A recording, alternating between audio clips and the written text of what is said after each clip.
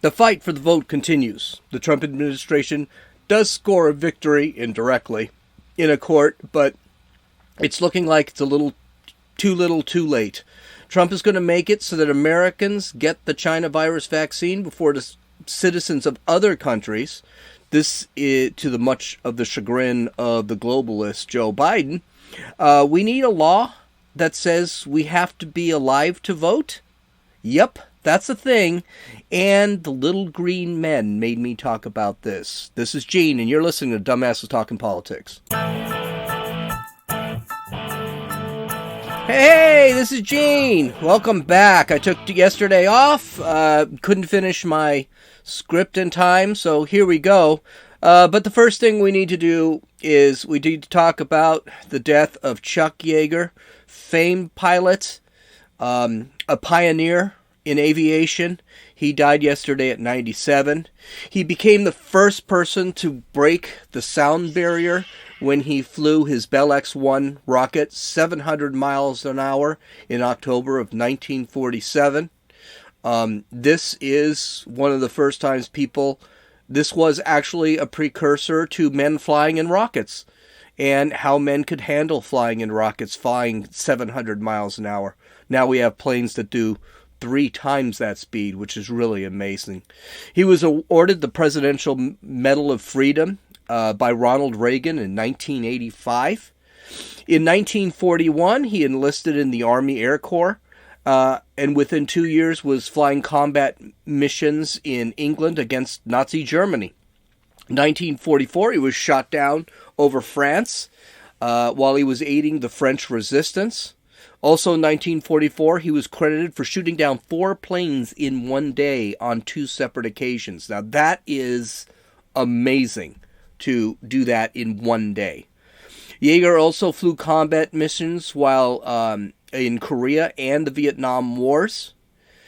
This guy was an American hero.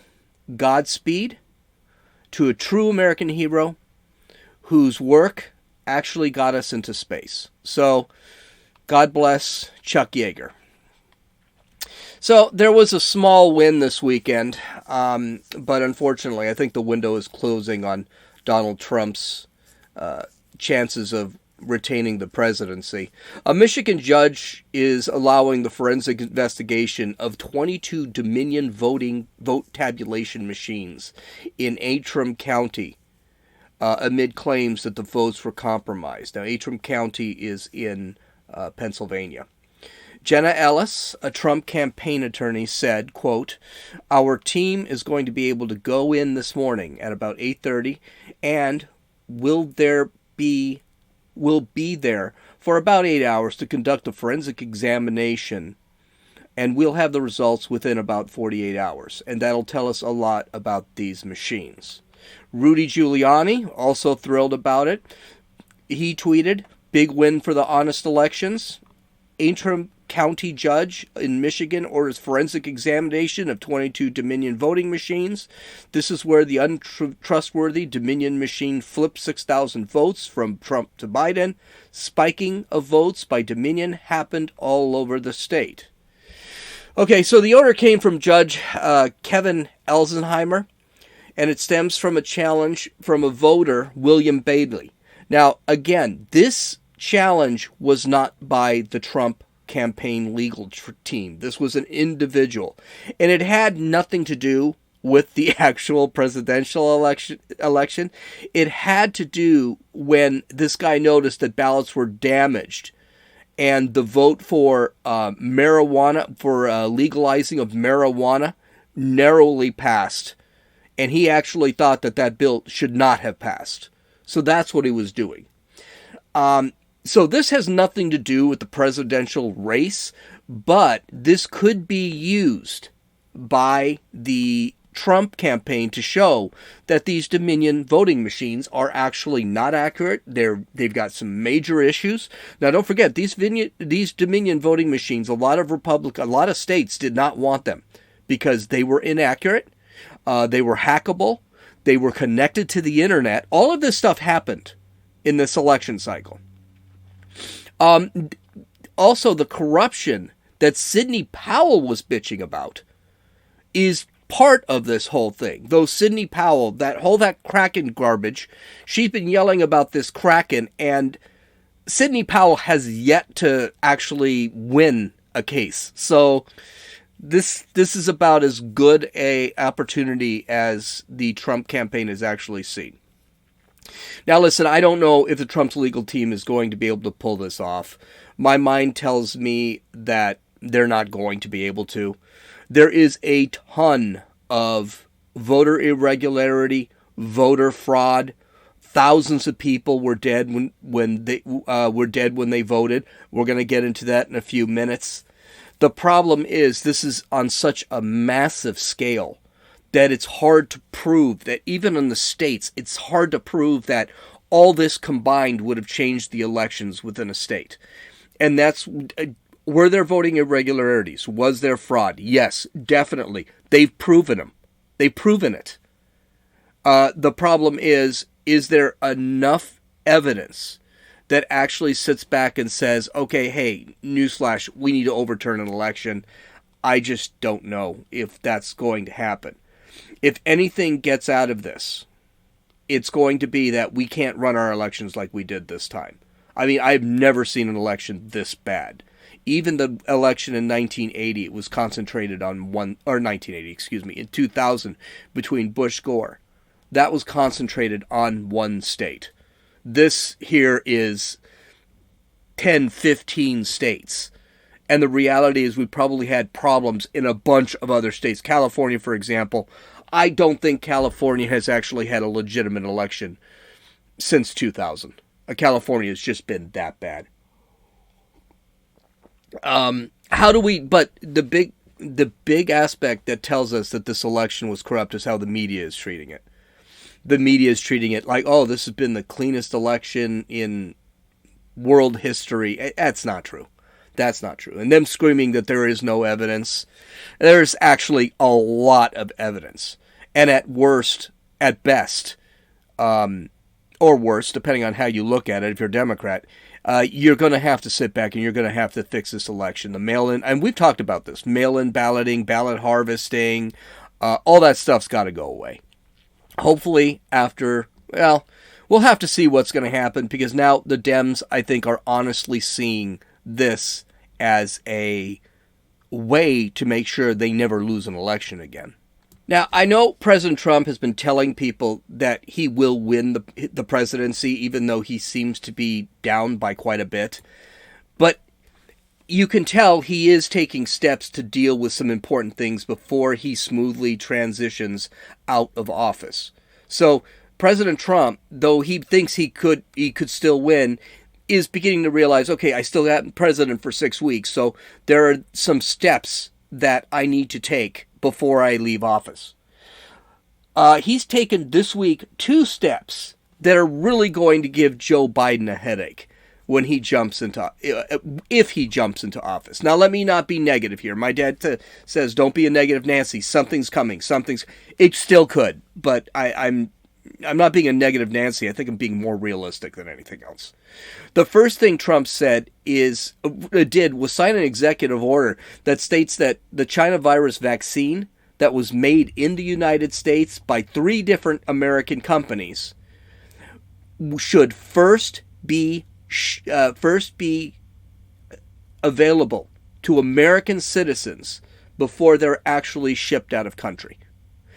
A Trump official said, quote, "The priority is to make sure we distribute these vaccines to Americans before we start shipping them around the world to get international access," end quote.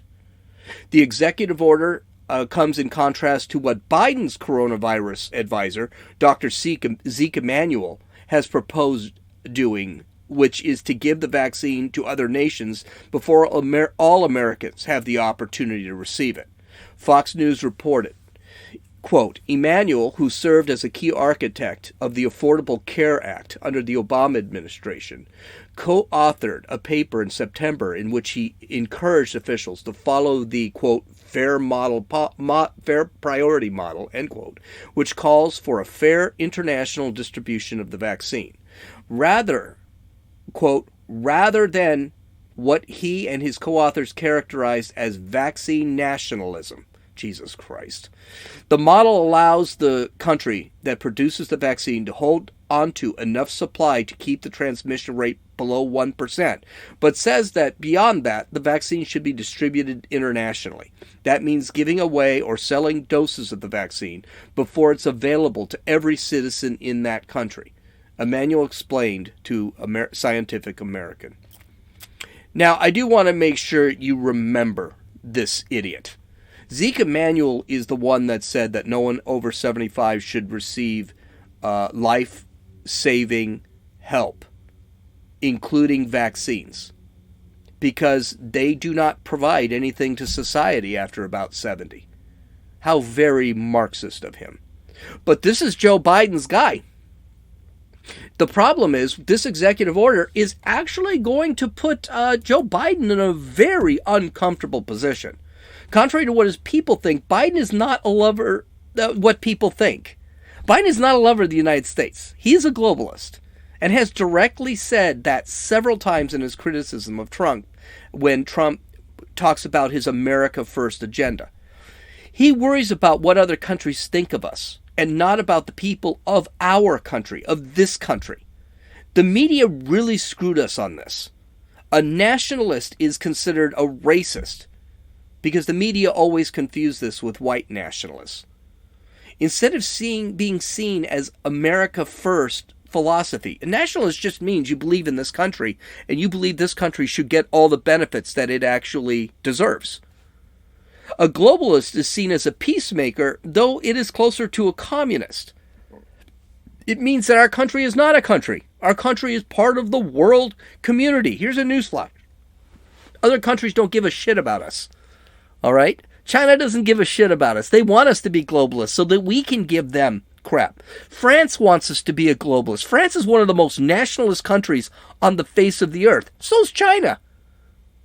But they want us to be globalists so they can take advantages of the United States and yet not give anything out. This Paris Climate Accord that Joe Biden says we've got to jump into is an example of a globalist policy where the United States says, hey, we're going to cut 30% of our whatever, 30% of our carbon footprint.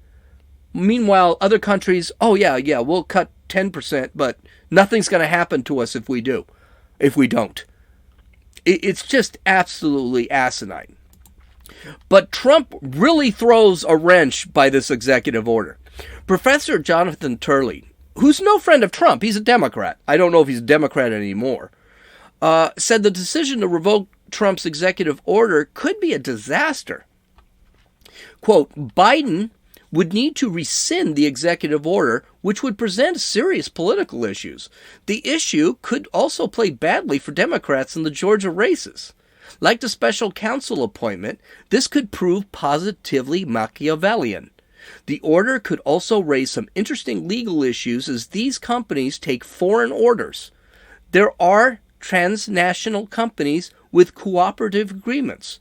This could present conflicts if the U.S. demands not just an American first position in distribution of production. But Trump went further. That was only one. The Trump administration has recently accelerated the pace of federal executions, planning to put 5 inmates to death before Inauguration Day. According to the Associated Press, and this is just crappy. This is crappy news journalism here.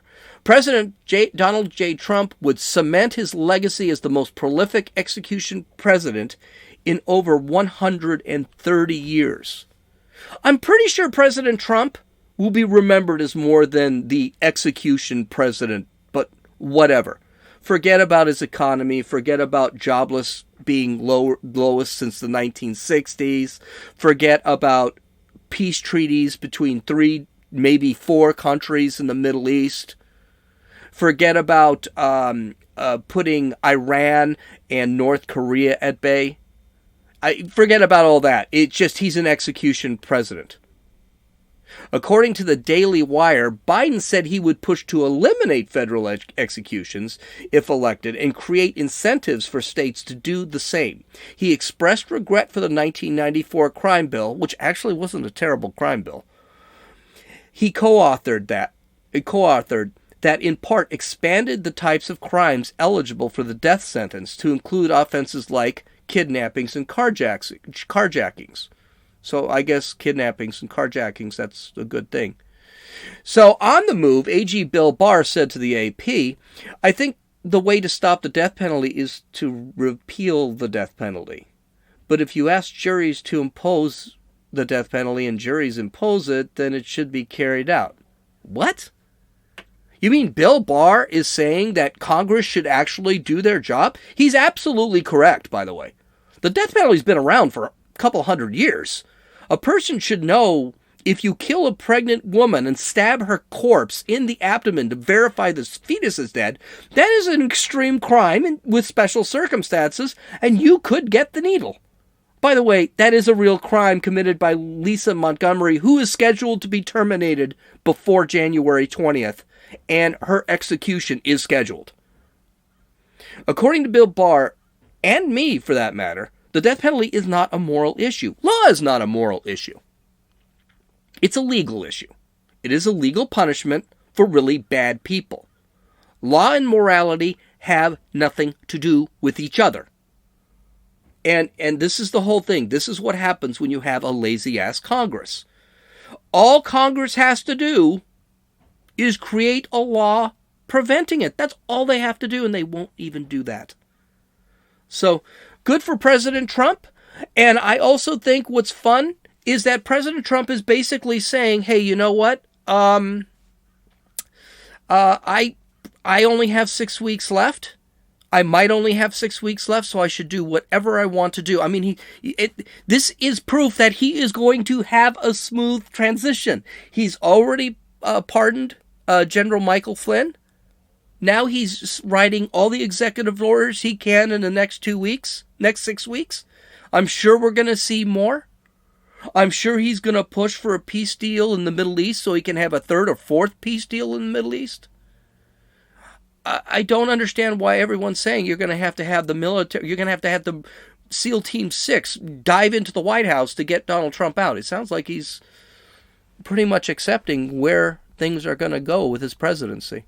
But whatever. I mean, he's even saying, I'm running in 2024. He's said it.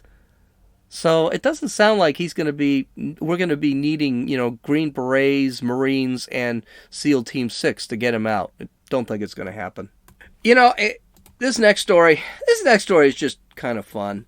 I think politicians suck. I think they're stupid. I think they come up with some of the weirdest ass laws you could ever find in politics. Let's go over a few. In Vermont, it's illegal in Vermont to prohibit clotheslines. The law forbids regulations that prohibit clotheslines or rather energy or other energy devices based on renewable resources. Frickin' Bernie Sanders state. Okay, that's an actual law. So it is illegal to outlaw clotheslines. Okay? In Tennessee, according to the Tennessee Constitution, it's illegal to hold public office if a person does any of the following: fight a duel, or knowingly be the bearer of a challenge to fight a duel, or send or accept a challenge for the purpose, or be an aider or abettor to fighting a duel. Okay, well, that does kind of make sense because, don't forget, these guys were shooting each other all the time. I mean, we already had a couple people killed, politicians killed due to dueling. How about this one? This is from the state of New Jersey. If you're planning to commit a serious crime in New Jersey, this is actually a good one. I like this one. Jersey, leave your bulletproof vest at home. According to the state law, it's a third-degree crime to wear a body vest while, quote, engaged in a commission of or an attempt to commit or flight after committing or attempting to commit murder, manslaughter, robbery, sexual assault, burglary, kidnapping, criminal escape, or assault. So in other words, if you're going to commit a Class A felony, you're going to get nailed with a Class 3 felony if you wear a bulletproof vest. That is I want to thank USA Today for that crazy list. It's actually on www.dumbassestalkingpolitics.com. If you want to look at the craziest laws in each state, that's what it came up with. It's amazing how stupid some of these laws are. The reason stupid laws, though, are created is because someone actually did something really weird that wasn't illegal. Here's a law we don't have in any state throughout the country. You need to be alive to vote. But we could be on the precipice of fixing this thing. According to the Daily Wire, Representative Brian Babin, a Republican from Texas, last week proposed a new bill, the You Must Be Alive to Vote Act.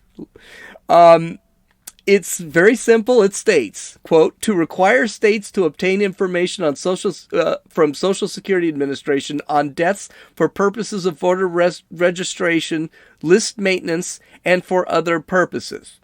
The right to vote is one of the most vital pillars of our democracy, the foundations of which are election integrity and confidence in our democratic processes.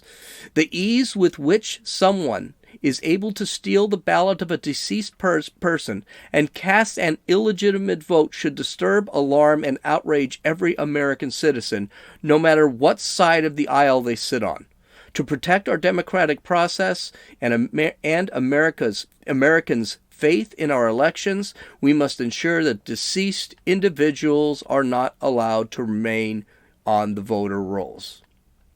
It continues on like that. I'm not sure where this law goes.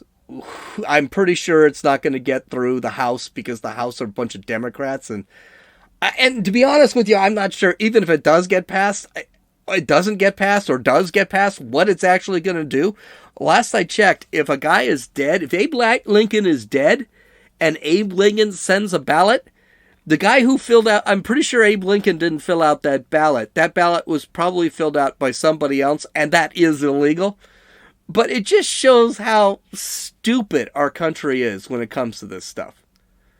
It's insanity that this is even thought that this should be a law. So, and I'm not sure how it's going to work.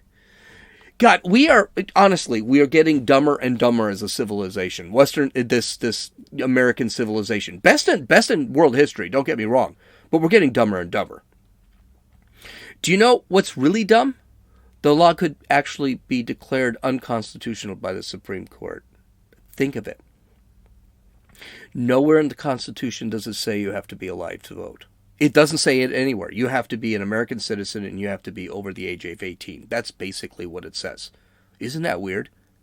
So if Abe Lincoln does vote, someone could actually take that to the Supreme Court and say, no, it's an irrelevant law because it does not say you have to be alive to vote.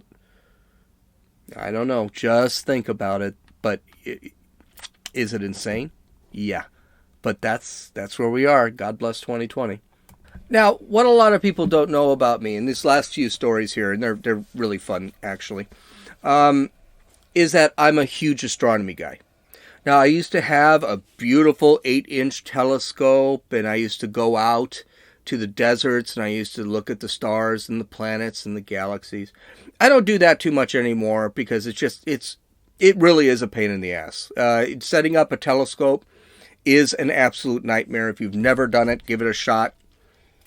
It would usually take a good 2 to 3 hours to set up a telescope correctly. Because I had a computer on my telescope, and the telescope would actually move with whatever I'm looking.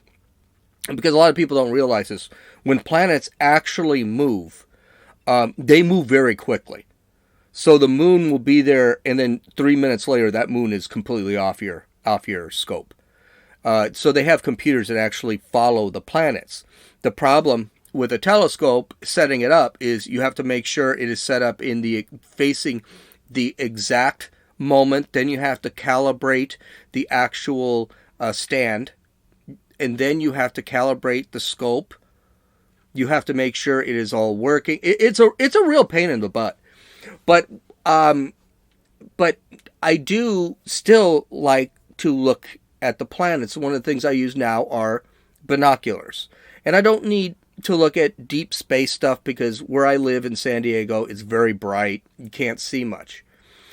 But the chariots of the gods have made me pull out my binoculars, which are huge binoculars. They're 25 by 70. I mean, they are space binoculars, and the tripod, and get ready to see. Now, all I needed to do is stop being overcast every night. But outside of that, there is a huge, huge event that's occurring. There are 24 days left in 2020. This is from, I can't remember who. I think this is Daily Wire. There are 24 days left in 2020. So we've got, of course, we've got to have something really bizarre in 2020. This certain thing has not happened in 800 years. Jupiter and Saturn, the two largest planets in the solar system, will actually line up, creating what looks like a double planet. This has not been seen since the Middle Ages. Now, if you may have heard of a double star before and a double planet, what it is the planets will actually be right next to each other. And they will be extremely bright. Jupiter, right now, Jupiter sinks before, but if you are, let's just say in spring, if you go outside, you can go anywhere from 8, 9 o'clock at night, and this is in the northern hemisphere. You go 8 o'clock, 9 o'clock at night, and you look up the sky, you will see a very, very, very bright star. It'll be the brightest star in the sky. That's Jupiter. You'll see another one, very, very bright, very similar to Jupiter. That's Saturn. With a telescope, with binoculars, you can actually see, not only can you see Jupiter, not only can you see the actual dot, red dot, you can see a bunch of the moons around it. Saturn, right now I think Saturn is beginning to lean a little bit, so you can actually see the ring. You can see the ring with binoculars. You do not need strong binoculars to see Saturn or its rings. It's really interesting, and it's really great. So this double planet thing is going to will start on December 21st, 2020. It starts the winter solstice, which means we're going to have the darkest period in the winter. So the days will become very short. The nights will become very long. You'll wake up in the morning. It'll be dark. It'll get dark by about 4 o'clock. So it starts that. So Rice University astronomer Patrick Hartigan said in a statement, quote, alignments between these two planets are rather rare, occurring once every 20 years or so, but the conjunction is exceptionally rare because of how close the planets will appear to one another. You'd have to go all the way back to before dawn on March 4th, 1226 to see a closer alignment between these objects visible in the night sky. On the evening of the closest approach, on December 21st, they will look like a double planet, separated by only 1/5 of the diameter of the full moon. That's insane. For most telescope viewers, each planet will have several of their largest moons will be visible in the same field of viewing that evening. So here's the thing. Here's the kicker. If you decide, don't go sit there and if you're going to buy a telescope because you actually want to see this stuff, that's great. You're going to need a filter, though. You need to make sure, because Saturn and Jupiter are very bright planets, and they're going to look really white, and you'll be able to see them. But they're going to look really white, and if they're together, that's going to create actually more light. So what I'm planning to do, it's going to be at dusk in California. We'll be able to see those. I'm not going to be able to see them for where I live because there's just too many trees, too many houses. I'm probably going to go to the beach and just kick it at the beach for a few hours. It'll happen between the 21st and I believe it's the 26th. So you don't need binoculars. Just go out and take a look at it. When you see the two really bright stars right next to each other, just know those are Jupiter and Saturn. And here's something that's really interesting. Over the last couple of months, 2 triangular-shaped monoliths, each about 10 feet high and 200 pounds, have been found in the woods of Utah and on Pine Mountain in California. The one in Utah was first found by a couple of hikers, and no one knows how it got there, and there were no clues what it's meant to be or what's its purpose. The police did take a look at it. They did a little bit of an investigation, but it's not exactly, major crime or anything. So they just kind of looked at it and said, okay, it is what it is. A few days ago, and it's been there for about 2 weeks, a few days ago, it just disappeared. In its place was left a profane message. Shockingly, a witness said they saw 4 men grab it and drag it off. The other ended up located on top of Pine Mountain, California. The Atascadero News reported, quote, the object was welded together at each corner with rivets attaching the side panels to a likely steel frame inside. The top of the monument did not show any weld marks, and it appears to be hollow at the top and possibly bottom. The city of Atascadero was made aware of the object, and there is no current information about the future of the monument. Being the obelisk is hundreds of pounds, about 200, and not attached to the ground. It is possible to fall if pushed. So, yeah, these are jokes. I really doubt these are alien artifacts, even though a lot of people were pushing this in Utah. The one in California, no, it looks like some kid built it in their garage. I'm pretty sure E.T. wouldn't need to weld anything together or use rivets to keep it together. And I also know that E.T. is kind of a caring guy and wouldn't want his space antenna to land on Elliot because he decided to lean on it. So I'm pretty sure that this was dropped off by a couple of guys. But people love this stuff, and they love the mystery. And that brings us to our last story. Now, this story is interesting because just 2 weeks ago, my father and I had a discussion. Now, I love the mysteries of the world. I love ghost stories. I love UFOs. I love like Bigfoot, things like that. I don't believe any of that stuff actually exists. I believe everything can be explained. But my father sat there and said, oh no, there are aliens. There are absolutely aliens. And I told him, well, Dad, there are UFOs, but a UFO is an unidentified flying object. You could see a bird, not know what it is, and consider that a UFO. Likewise, we live in California. In Lancaster, they've got so many military bases, they do test flights of rockets all the time. Those are called UFOs. In Area 51, where they built the stealth bomber, the stealth fighter, these planes were flying around all through the desert, and people were calling them UFOs until we found out that was actually the military building things. And he came out with another argument, which is a good argument. What about the technology, right? What about the technology? And he's right. For example, where did we come up with that stealth technology? Microprocessors, where did they come from? We were never using microprocessors, and suddenly microprocessors came about. Communication systems, for example, using light to communicate. I can't remember what it's called. Fiber optics. This is something that it just came out of nowhere. So, I mean, that's a decent argument. I don't buy it, but I mean, it's a decent argument. Maybe something, or I don't know. So, according to the Daily Wire, retired Israeli general and current professor Haim Eshed told a newspaper in Israel that not only are aliens real, but the United States and Israel governments have been working with them, and President Donald Trump has recently on the verge of confirming their existence. Eshed, who retired in 2011 as the head of Defense Ministry Space Division, quote, served as the head of Israeli space program for nearly 30 years and is a 3-time recipient of the Israeli Security Award, end quote. The Jerusalem Post reported. He explained that Israel and the U.S. have both been dealing with aliens for years. Eshed reportedly told, I don't know, I guess this is I'm not even going to attempt to pronounce this. I guess it's a newspaper.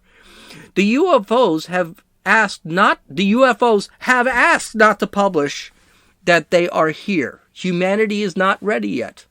Trump was on the verge of revealing, but the aliens in the Galactic Federation are saying, sorry, wait, let people calm down first. They don't want to start mass hysteria. They want to first make us sane and understanding. I mean, wow. Just wow. This guy is 87 years old, and his statements, he presented no evidence, which, yeah, he says the aliens said don't present evidence. And this does come a few months after Trump did declassify some documents that discussed unidentified flying objects or UFOs. Trump was asked about UFOs by Fox News. One of the guys who's really big on UFOs on Fox News is Tucker Carlson. And he does believe they exist. So, well, I mean, UFOs do exist, but he believes in alien life forms. He believes there's a very, very heavy possibility. So anyway, Trump said, well, quote, well, I'm going to have to check on that. I mean, I've heard that. I heard that 2 days ago, so I'll check on that. I'll take a good, strong look at that. I will tell you this. We have created a military... This is important. I will tell you this. We have created a military, the likes which we've never had seen in terms of equipment. The equipment that we have, the weapons that we have, and hopefully, hope to God, we never have to use them. What I get out of this is that Trump is basically saying that a lot of technology and what people are probably seeing is our new defense technology. That I can believe more than anything else. Some other politicians are concerned about UFOs, but not because the little green men could pull an Independence Day on us. They're more concerned about the technology could be from a foreign country and that our national security could be at risk because they are spying on us. I gotta say, yeah, I kind of believe that too. What do we get out of this? We probably don't have to worry about like War of the Worlds kind of stuff happening. If aliens really wanted to have anything to do with us, aliens are probably already here. If there are aliens, they probably look a lot like us. I mean, that's that whole Chariots of the Gods, Space Odyssey 2001 stuff.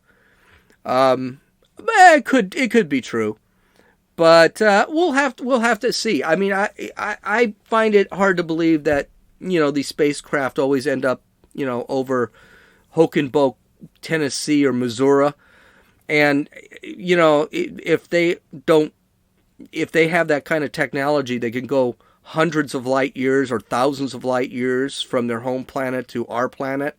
Why would they hide from us? Obviously, we're not going to be a real threat to them. So I don't know if I buy any of that stuff. But I thought these were kind of complimentary stories since I decided to talk a little bit about astronomy. Anyway, you can follow me on Twitter at RunninFool, RUNNINFEWL. You can follow me at Patreon at Dumbasses Talking Politics. You can download or listen to this podcast on Apple Podcasts, Podbean, Podcast Addict, Stitcher, and YouTube. Visit my website at www.dumbassestalkingpolitics.com. You folks have a great evening, and we'll talk to you tomorrow. This is Gene, and you've listened to Dumbasses Talking Politics.